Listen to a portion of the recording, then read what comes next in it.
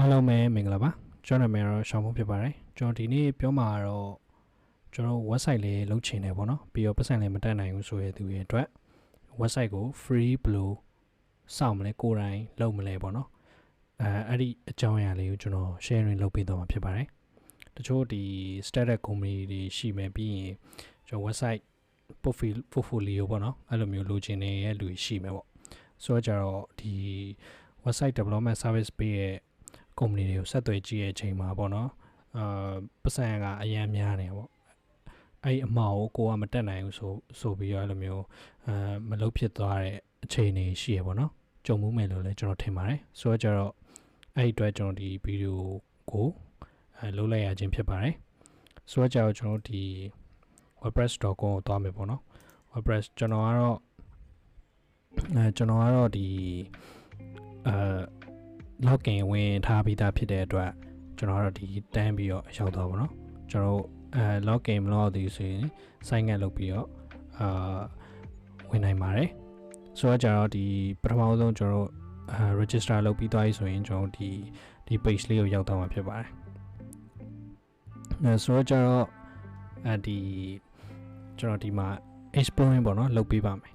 အများကြီးပါလုပ်လို့ရလဲပေါ့နော်ကျွန်တော်ဒီမှာဆိုရင်ကျွန်တော်ဒီ sign in လုံးလိုက်ပြီဆိုတာနဲ့ကျွန်တော်ဒီ my site ဆိုပြီးဒီလို admin panel လေးပေါ်လာမှာဖြစ်ပါတယ်ပေါ့နော်ဆိုတော့ဒီမှာကျွန်တော် basic site ရှိရယ်အဲ့လိုသွားလိုက်ပြီဆိုရင်ကျွန်တော်ရဲ့ဒီ website ပေါ့နော်ဒါဆိုရင်ကျွန်တော်တို့ website ရပြီsbtabs.wordpress.com ပေါ့နော်ဒါတော့ဒီ wordpress ကနေ sports လောက်ထားပြီးရဲ့ set domain နဲ့သွားကိုယ်တိုင်domain နဲ့ကိုယ်ပိုင် domain နဲ့လုပ်မယ်ဆိုရင်ဒီမှာကျွန်တော် get this domain ကိုနှိပ်ပြီးတော့ဒီဝယ်နိုင်တယ်ပေါ့နော်ဆိုတော့ပတ်စံamount ကလည်းအများကြီးမရှိဘူးပေါ့နော်ဆိုတော့ကြတော့အဆင်ပြေပါတယ်ကျွန်တော်လောလောဆယ်ဒီ free plan နေနဲ့ပဲသွားအောင်မယ်ပေါ့နော်ဘာလို့လဲဆိုတော့ကျွန်တော်က educational purpose ဖြစ်တာကြောင့်ပေါ့ဒီမှာဝယ်လို့ရဒီပတ်စံနေရလည်းနေပေါ့နော်ဆိုတော့ကြဒါဆိုရင်ကျွန်တော်တို့ဒီမှာကျွန်တော်ရဲ့ဒီ website လေးရပြီပေါ့နော်ဆိုတော့ဒီမှာကျွန်တော်တစ်ချက် edit page လုပ်ချင်မယ် so wordpress ကနှေးရလားကျွန်တော် line ကနှေးရလားမသိဘူးဒီမှာနှေးတာနှေးနေဘယ်မှာဘယ်ကနှေးနေရလဲမသိဘူးကျွန်တော်ဖုန်းနဲ့ကို line ကိုဆိုင်ကြည့်ရလဲအဆင်ပြေပါတော့ so wordpress ကနှေးနေမှာပဲနောက်ပြီးရင်ကျွန်တော်okay ဒီဟာကိုစောင့်နေရင်ကျွန်တော်ဒီdesign မကြိုက်ဘူးเนาะ design မကြိုက်ဘူးဆိုတော့ကျွန်တော်ဒီ chain theme လေးပေါ့เนาะ chain theme လေးကျွန်တော်နောက်တက်တစ်ခုဖွင့်ပြီးတော့လုပ်ကြည့်မယ်ဒါဆိုရင်ကျွန်တော်တို့ဒီ theme ပေါ့เนาะဒီမှာဆိုရင် install new theme ကျွန်တော်နှိပ်မယ်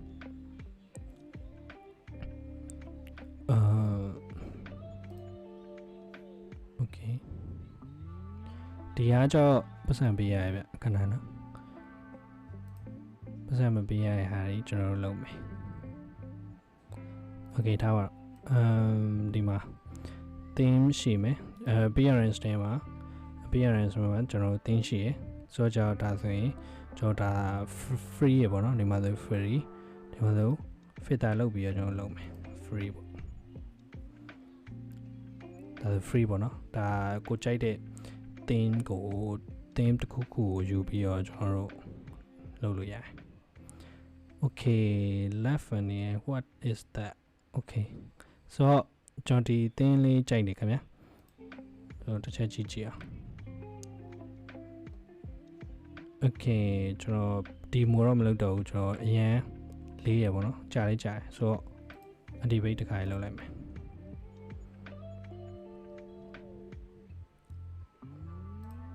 okay ဘယ်ဒီဆိုင်ဒီဟာကိုကျွန်တော်ပြင်မပြတော့ဒီ design လေးကြိုက်လို့ okay ဒီ design လေးမစိုးဘူးเนาะကျွန်တော်ဒီမှာဆိုရင်ကျွန်တော်ဒီကျွန်တော်ဒီမှာပြောင်းလို့လည်းရတယ်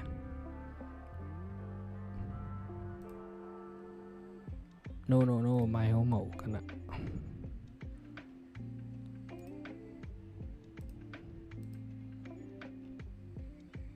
okay ဘယ်ရောက်ပါလဲ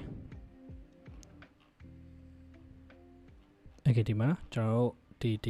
ဒီ design လေးဆိုရင်ကျွန်တော်မစိုးဘူးပေါ့နော်home သွားလို့ရမယ် ပြီးရင် try demo ဒီမှာဆိုရင်ကျွန်တော် login လို့ပါတော့ပေါ့နော်အဲ့လိုမျိုးလုပ်လို့ရတယ်ဆိုတော့ဒါဆိုလည်းမဆိုကျွန်တော်တို့ဒါဆိုရင်ကျွန်တော်တို့ company ပေါ့နော် trust by the best ကိုယ့်ရဲ့ client အနေရေးမယ်ပေါ့နော်ပြီးရင်ဒီမှာ CEO တယောက်ကပေးရအောင်ဒီဟာရေးလို့ရတယ်ဒီ design လေးဆိုလည်းမစိုးဘူးလေနော်ဆိုတော့ကျွန်တော် edit လုပ်ကြည့်မယ်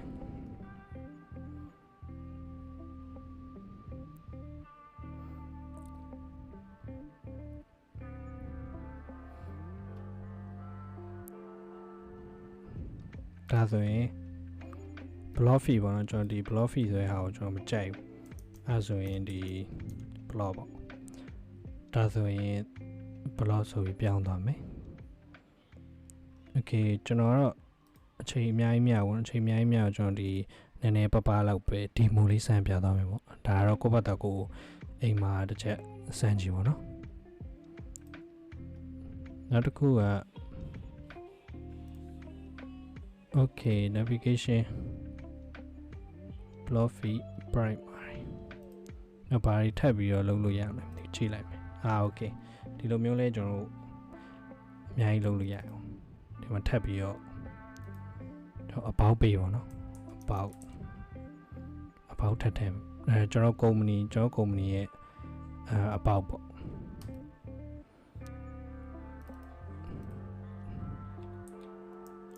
introduce your set ရပြီလားဆိုစေးလိုက်တော့မယ်ကျွန်တော်ဒီနေရာကိုပြန်ပြီးတော့တစ်ချက်ကြည့်ကြည့်အောင်ဘာပြောင်းလဲသွားရလဲပေါ့နော်ဆိုတော့ကျွန်တော်ဒါဆိုရင်ကျွန်တော်ကပြောင်းလိုက်တဲ့ဟာတွေပေါ့နော်ဒီ block fee ပေါ့နောက်ပြီး home ပြီး introduce your set ဒီမှာထပ်ပြီးတော့အများကြီးစမ်းလို့ရသေးရပေါ့နော်ကျွန်တော်ကတော့အများကြီးစမ်းမပြတော့ဘူးဒီလောက်ဆိုရင်ရပြီကျွန်တော် launch လုပ်မယ်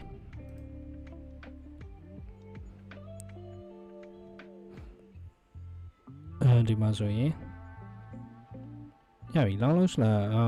launch လုပ်ဆရာတော့မလို့ဒီမှာဆိုရင်ကျွန်တော် domain ရှိရဆိုရင်ဒီမှာဒီဟာလာပြီးတော့ထည့်လိုက်အောင်မယ်ဒါဆိုကျွန်တော် domain ပေါ့